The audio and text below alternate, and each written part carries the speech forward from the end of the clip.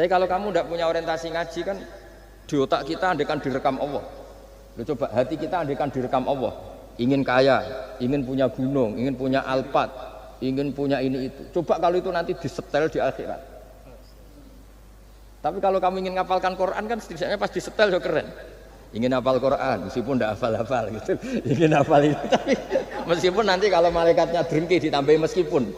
Tapi insya Allah malaikat tidak ada yang drengki. Tapi andekan kita nanti tidak punya cita-cita ngaji, itu rekaman kita hanya itu. Ingin mapan, ingin kaya, ingin menguasai dunia. Betapa malunya kita kalau rekaman itu kita dengar di depan Allah. Padahal nanti niat ini yang dihitung. Famangkarat hijratuhu ilallah wa rasulih fa hijratuhu ilallahi wa rasulih. Orang yang orientasinya hijrah. Hijrah itu meninggalkan yang buruk menuju yang lebih baik. Hanya untuk Allah dan Rasul, maka ya dihitung ke sana. Jadi misalnya Pak Bima, Pak Aryo ngapalkan Quran, hafal-hafalnya. Tapi berarti perjalanannya ini mencari ridhonya Allah, itu ditulis. Tapi kalau kita orientasinya ingin mapan, ingin sejahtera, ya ditulis. Ini ingin punya rumah 2, ingin punya rumah di berbagai provinsi. Ini coba kalau itu nanti direkam. Terus ditanya Allah, inginnya kamu apa sih di dunia? Dan itu bisa menjadi status kita. Ngeri kan? Kita ketemu Allah dengan status tidak pencari Allah dan Rasul, tapi pencari kemapanan. Itu cara Mbah Hamid untuk mendidik supaya orang itu orientasinya kepada Allah dan Rasul. Disuruh ngapalkan. Ini Pak Aryo cerita, bapaknya hanya disuruh ngapalkan apa? Rabbana dzalamna anfusana. Itu semalam enggak hafal-hafal. Dan alhamdulillah enggak hafalnya ditiru anaknya. Susahnya kemarin pas ngaji sama saya di kamar saya, saya punya kantor di depan rumah saya. Ya enggak hafal-hafal. Bener-bener konsisten. Jadi dulu bapaknya itu ketemu Gus Mek di hotel, dia diajarin semalam enggak hafal. Akhirnya hafal lagi. Ya, tapi nunggu sekian tahun mungkin. Jadi yang penting, jadi ulama dulu itu pinter cara menuntun umat menuju Allah dan Rasul. Diajari. Akhirnya ada dzikrul ghafilin. Penting orang itu menuju Allah dan Rasul. Setidaknya kalau direkam itu nanti saya ingin ya Allah dapat ridhomu. Kalau malam ilahi anta matlubi. Wa ilahi anta maqsudi wa ridhoka matlubi. Meskipun semalam hanya dilafatkan sekali, setidaknya Allah mencatat, ya Allah engkau yang kami cari, ridhomu yang kami cari. Kalimat itu kalau terulang-ulang itu menjadi mental dan lama-lama jadi status. Daripada sebelum tidur, kapan ya sugih. Dari Pak Bima, kapan gak jadi anak buah. Engkau nanti yang menteri ya mikir, semoga gak kena reshuffle, gitu terus pikirannya. Nah ini kan kalau ngaji saya menyinggung, yang salah tidak saya, sing ngongkor ngaji sopo. Saya makanya saya santai saja. Sampean kecewa malah bagus lah, karena tidak ngel-ngelo saya lagi. Saya dalam hal ini itu anut mazhabnya Imam Syafi'i. Imam Syafi'i itu saya punya kitab namanya Diwanus Syafi'i. Itu kalau orang tidak senang itu paling bagus menurut saya. Pak Imam Syafi'i separuh kampung tidak senang jenengan. Ya bagus lah, kalau nggak senang tidak akan utang duit, nggak pinjam mobil. Wong nggak seneng itu kan nggak mungkin pinjam uang. Saya pernah ketemu seorang bupati cerita ini, nggak perlu saya sebut. Bupati aktif. Setelah saya cerita ini, terus Gus saya ingin ketemu jenengan 4 mata. Setelah ketemu saya lucu. Saya akan cerita. Di antara wasiat bapak saya itu unik Pak. Hak ngelola wong gedeng enak, sing ribet itu ngelola wong seneng. Jadi ngelola orang benci itu mudah. Yang ribet itu ngelola orang senang, itu mahal sekali. Itu dulu saya tidak paham. Bareng kenal wong seneng ngel-ngel no. Nak sing ra seneng kan sudah selesai. Akhirnya Imam Syafi'i dan separuh kampung ini tidak seneng jenengan. Ya bagus lah. Mereka tidak akan utang saya, minta tolong saya. Artinya orang dulu itu jadi yang seneng dikelola untuk teman kebaikan, yang nggak seneng dianggap menjadi harga itu murah.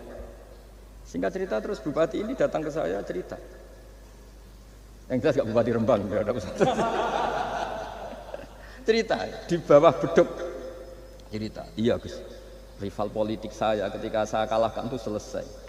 Tapi mitra politik nganti saya kira berber. Jadi orang dulu itu segampang itu ngelola kehidupan. Artinya yang seneng ya penting, kita butuh mitra. Yang gedeng ya nggak apa-apa lah. Barokahnya gedeng itu tidak ganggu Anda kan. Asal sing gedhe aja dukun santet ribet itu kalau nanti. Ketika Imam Syafi'i diceritain orang yang tadi nyium tangan jenengan, yang sama jenengan diluk hormat, di luar itu memaki-maki jenengan. Kata Imam Syafi'i, baguslah, berarti saya wibawa, di depan saya tidak berani. Jadi beliau seenteng itu melihat dunia.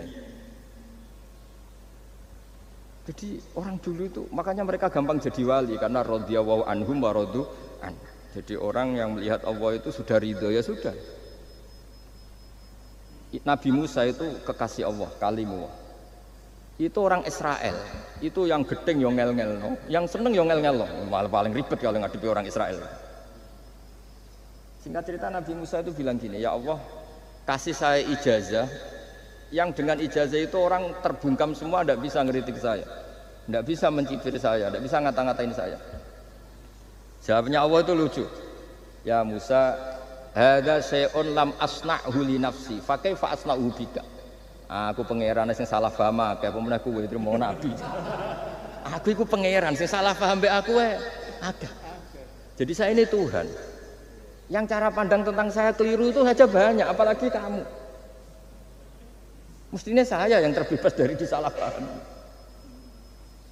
Padahal Nabi Musa aku itu pangeran, ya darani anak di bojo, ono sing darani aku fakir, ono sing darani aku kikir, macam-macam.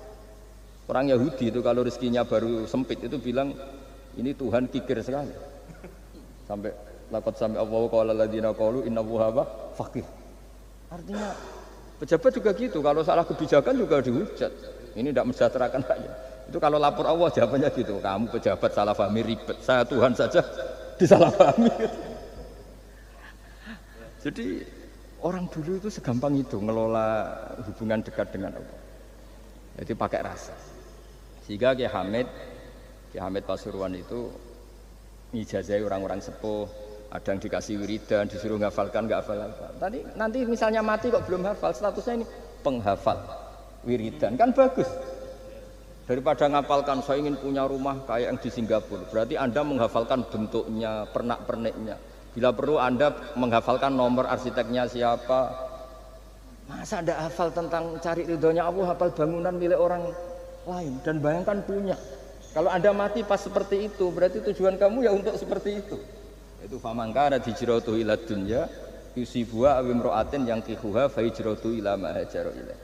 Jadi nanti kita mati itu distatuskan sesuai komitmen kita ingin apa. Itu status kita.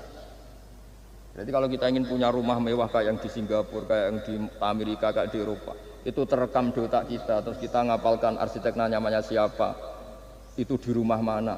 Terus kita angen-angen ada arsitek yang kita bawa ke sana supaya niru. Untuk kita loh, untuk pribadi. Nggak tahu saya kalau nanti untuk negara, nanti dibantah BUMN. Untuk negara gimana? Mungkin masih mendingan kalau untuk negara. Kalau untuk pribadi, singkat cerita akhirnya kiai-kiai dulu itu bikin gerakan hafal Quran sama orang-orang sepuh yang jelas secara lahir tidak akan hafal. Tapi butuhnya adalah ini sudah punya perjalanan menuju ini yang nanti menjadi status. Jadi misalnya Pak Imam ini PJ Rembang beberapa kali ngaji misalnya, statusnya gitu. Ini ngaji sama Gus Baha, ini ngaji sama siapa. Ditulis dan itu statusnya karena keinginannya memahami itu. Ya dunia sambil lewat saja. Tapi kalau kebalikannya, urusan dunia detail, arsiteknya siapa, bangunan gini habis berapa, kalau kurs rupiah berapa, untuk pribadi, itu detail. Pas urusan ngaji sekenanya, kadang sampai punya guru aliran sesat apa nggak tahu karena pas urusan akhirat sekenanya, akhirnya sedapatnya, ternyata ada guru, ada kiai tapi dukun. Saking sekenanya urusan akhirat, tapi kalau urusan dunia detail. Makanya banyak orang ditipu oknum ya, oknum yang sebenarnya agak kiai tapi ngaku kiai, sebenarnya dukun. Itu saya kadang ya senengnya itu betapa mereka diingatkan, urusan dunia nggak pernah ketipu, kok urusan akhirat ketipu. Berarti apa? Urusan dunia detail, urusan akhirat nggak detail. Sampai dukun bermacak kiai saja sudah bisa nipu. Sementara kontraktor asing yang mau nipu tidak bisa karena dia ngerti detail, jejak rekamnya apa gitu. Tapi kalau nyari kiai sekenanya, ini tidak nyindir, ngomong fakta. Ya cobalah itu diangen-angen lagi. Terus ini yang terakhir Ini khusus pada teman-teman saudara-saudara kita yang nangani khatamannya Gusme. Saya tadi ngasih naskah ke Pak Aryo supaya sampai ke beliau-beliau. Saya yakin beliau-beliau sudah punya, tapi supaya ini tambah mantap bahwa kita saling menguatkan. Ini saya baca ya. Ini kitab yang dipakai referensi tim lajnah penerbitan mushaf Arab Saudi dan seluruh dunia, termasuk saya. Jadi tradisi khataman kita, tadi kan kita bicara khataman. Ya saya ulang lagi, tradisi khataman kita itu kan justru ditutup dengan wa ulaika humul muflihun. Ya. Jadi tidak minal jinnati wan nas, tapi diakhiri wa ulaika humul muflihun. Jadi khataman kita misalnya minal jinnati wan nas, biasanya yang baca Quran terus baca Fatihah, terus awal Baqarah sampai wa ulaika humul muflihun. Nah, tujuannya adalah supaya kalau khatam itu memulai lagi. Ya, kalau langsung An-Nas minal jinnati wan nas berarti dia bangga dengan berakhirnya baca Quran. Pertanyaannya, dengan Anda ketemu Allah, seneng ya jagungan mau aku sebar. Betapa buruknya kita jadi hamba. Kayak kita dulu ketika ngaji. Nah, baru hure ngajine wis bar. Berarti nganggep guru problem. Makanya bangsa Indonesia itu ya agak lambat pinter karena sekolah juga dianggap problem. Pas masuk merengut, waduh sekolah. Pas bubar seneng, waduh gak sekolah. Jangan-jangan kita sholat juga gitu, ono adzan, waduh adzan. Jadi ini belum makam wakurroto ini fis sholat. Padahal cirinya orang baik itu menikmati sholat itu. Ciri utama suka ilmu ya nikmati pelajaran. Enggak, ini pelajaran bareng guru. Waduh, udah gitu matematika lagi. Waduh. Nah, kita baca Quran harusnya asik. Karena di situ munajat sama Allah. Ketika selesai harusnya nyesal. Waduh, baru asik sama Allah kok sudah selesai. Dan Allah punya alasan untuk menyalahkan kita. Karena kita misalnya baru seneng-senengnya pacaran misalnya. Kan tidak mau akhir. Kenapa pas seneng Allah seneng berakhir? Nanti kalau kamu ditanyakan gitu tidak bisa jawab. Nah, pakai analogi itu makanya jangan pernah merasa akhir kalau baca Quran. Minal jinnati wan nas, terus baca Fatihah, terus memulai lagi. Wa ulaika humul muflihun. Sebagai bukti ya Allah, ini khataman sementara. Tapi saya akan berlanjut lagi, terus dimulai betul. Sehingga ijazah kiai-kiai kuno kalau orang haji atau umroh itu supaya kuat haji lagi, kalau ijazah kiai kuno itu sederhana. Disuruh ngomong gini, "Bah, Ka'bah, ini saya mau pulang, nilai rumah. Nanti kesini lagi." Ya gitu, sudah pulang.